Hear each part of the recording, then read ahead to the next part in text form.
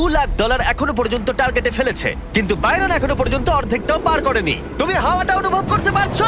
হ্যাঁ পারছি। হাওয়াটা কিন্তু সত্যি এখন একটা বড় বাধা। আরে না না না না না না, বড্ড কাঁপছে। এটা সত্যি খুব জোরে তুলছে।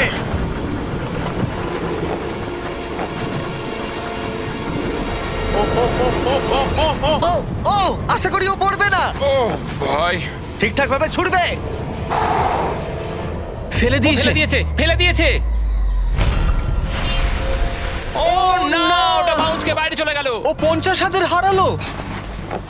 এটা পারতেই হবে। আর যদি তোমরা ভাবো এই মানুষটা কে, তাহলে বলি এর নাম হলো বাইরন, একজন বিএসএফ এর আর্মি রেঞ্জার যে পৃথিবীর বেশ কিছু বিপজ্জনক যুদ্ধে অংশ নিয়েছে। আর এখন সে এই টাকাটা জিততে চায় তার সন্তানদের জন্য। খুব ভালো।